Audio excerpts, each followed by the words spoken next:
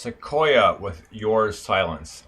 Great tune. Love Anna's voice. I mean, the keyboards slash synth, it just brings it all together. It sounds really tripped out, but really good. I love this tune. It's a fantastic tune, isn't it? I love them. I'm going to show my complete lack of musical knowledge because I'm not trained in music theory, but I think they're arpeggios on the piano, which is it's a really nice. It kind of almost goes round and round. You know what I mean? You feel like you're going round on a big Ferris wheel or something really, really quickly. These little links, which are really nice. The vocal on that is absolutely brilliant. And is it called Your Silence? Because if Silence was as beautiful as that, it would be great. But Silence is actually really scary. When you don't ever get any sort of sense of silence. It's like, oh, I need noise. Well, I do anyway, because I'm always talking. But yeah. But it's a fantastic tune. It's really beautiful. I really like that. Go ahead, Georgina. I love that song a lot. I'm excited to look up that band and see what else they have going on. They kind of reminded me of 8mm. Oh, yeah. Yeah, are you guys familiar with that band? I am. Vaguely, but yes. I'm not actually. You stopped me. It's a husband and wife duo, Sean and Juliet Bevan. Sean Bevan was actually a producer for a bunch of Nine Inch Nails and Marilyn Manson stuff. Oh, cool. But yeah, definitely some cool stuff there. I really liked that song, and the vocals are gorgeous. Yeah. Remind me of Pussifer, actually. One of their songs, or a couple of them were Mila Jovovich. Yeah. Did some vocals on them. Very cool. Remind me of that. It was really cool stuff. So you guys want to turn the tables a little bit and ask us some questions, so go for it. Yeah, we were discussing this. We both actually really love the format of this show and how you actually give each song its own space and talk about it a little bit, and you actually introduce it before and after to the audience, so people can actually if maybe they're not paying attention when the song starts, they hear it, they like it, and you still are going to say their name again afterwards, which actually really gives people a chance to, go find these artists. And we're kind of wondering where the idea came from for the show and how you guys got together and started doing it. Well, initially for me, I started this about almost 4 years ago now, and I always wanted to do radio, but I just didn't like the stability of it. And then I found out about the certain app I'm using right now for the podcast itself, and I started the show, and I kind of jumped around with the idea with different co-hosts, like a special guest co-host, bands I'd interviewed before, which is always a lot of fun. I was like, you know what, I need to look for someone a little bit more permanent. So it's not like a lot, not necessarily the last minute decision, but a little bit of a trial to make sure I can get someone locked in. So it made it much easier to do it. So what happened initially for me first is I did have 2 different co-hosts than I have now, and they had to back out due to health problems, unfortunately. So they had to back out. And then I asked Mike from 1inFive and Brian One Man Standing to do me co-host, just because people get different aspects and views on the songs just because of the different backgrounds. One is a accomplished guitarist, the other is electronic and plays guitar. Started off in alternative, so you get the opinion from me, who's just an all-around big-time music fan.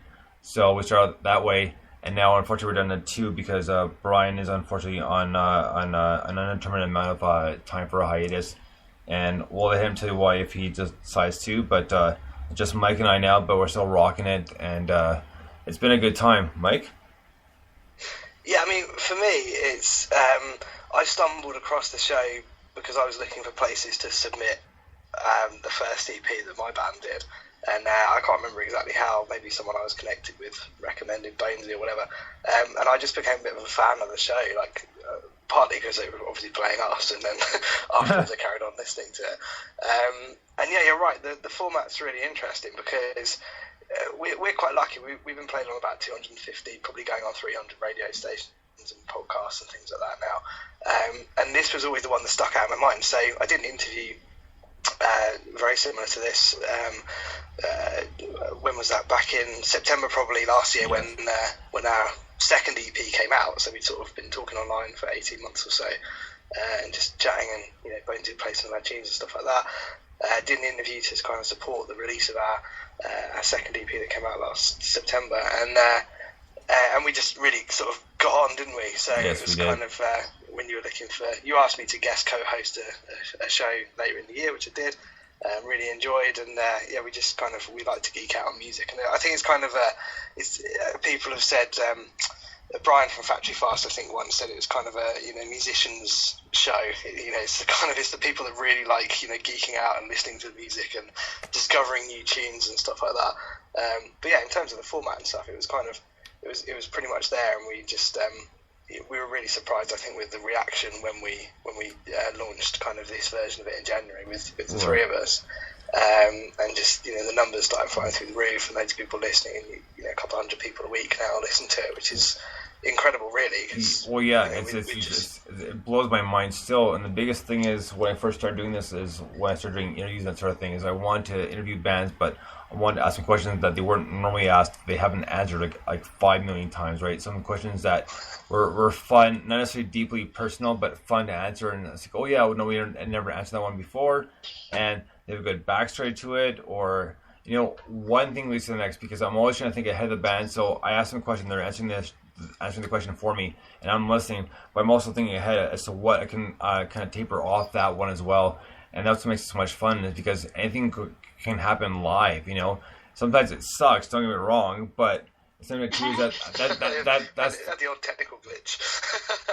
But that's what's fun about the live show, is you never know what's going on. So there's no editing. It's all right there on the spot, and that's what's so much fun about it, is because it really helps you think quicker and be more active on your feet, because you have to think ahead. What if this happens? What if this happens? What if they answer this way? What if they answer that way? But it makes it so much fun, and I have so much fun doing it because I'm so passionate about the music I listen to. So it makes it very easy for me to comment and answer the questions or ask questions, because I ask questions I know a lot of people want to hear that are not normally asked on, let's say, like a TV show, radio show, that sort of thing. So yeah, I think that pretty much sums it up. We just both really, really love music, so the reason we kind of talk about the bands before and after and introduce them and make sure we talk about them after and stuff is we just enjoy it. It's just natural to do it.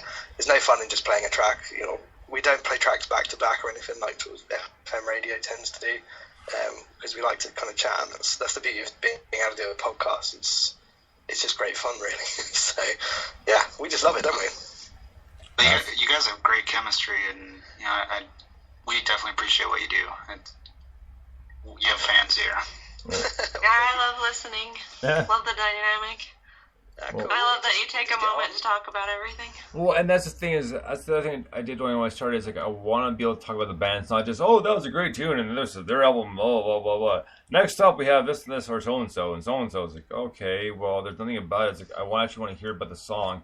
I know a lot of people do because even if you listen to the whole song through, those here at the very beginning saying, "What? This is going to be a rocking tune because this, that, and the other thing." And even after the song, people want to know a lot more than what's said in the song, except, this is so-and-so, and this is the song, the name of the song. It's like, oh, well, great, well, thank you. That's helped out quite a bit. Yeah, maybe I will, maybe I won't. People want to hear enthusiasm, but the thing is with us is it's actually legitimate enthusiasm. It's not, we're not blowing smoke. We're actually seriously enjoying these songs, so. I can tell you're always very positive, and I like the things that you have to say about people. Yeah, we only play the songs we like, so. Right. That makes it easier, right? Yeah. But it's become, even in the last 3-4 months, it's become harder and harder to we get so many submissions now as well. It's harder and harder to pick because actually we like so many songs that come through, and it's kind of we've got to put a show together around it. And Bonesy's meticulous about the playlist, and even we get to a point and there's always nearly always a last minute change. It's like actually having just heard the last 3 or 4 songs, this is the one that fits better next to it. So it's kind of your part in that, Bonesy, is it kind of makes it brings it alive a bit as well, and it's that element of changing up as we go and everything else. But yeah, the answer to your question is we just really love it. That's why it's the way it is. We just enjoy it, so it works. The best way to put it is a good answer. Well, that's what because you guys know how you want a certain song to hear and how you want it finished, right? It's the same thing with a lineup. I try to make sure it flows the way I want it to and doesn't kind of go off track. And if it does, I want to make sure it fits. And that's what's can be a little challenging about it, but it's well worth it at the end. And that's why a lot of times there's a last minute switch up because it's like, no, that's not going to quite fit there anymore. And I'll switch my mind. And 9 times out of 10, I'm right. So it's very similar that I flub on something like that, but I do it for a reason, not just because I feel like I have to. So, all right. Well, thank you for the answer. So the question is, it's nice being on the other side. Yeah, right. So next up is another band from Brooklyn, New York. This band's called the Dream Eaters. This one's called We Are a Curse. Dig this.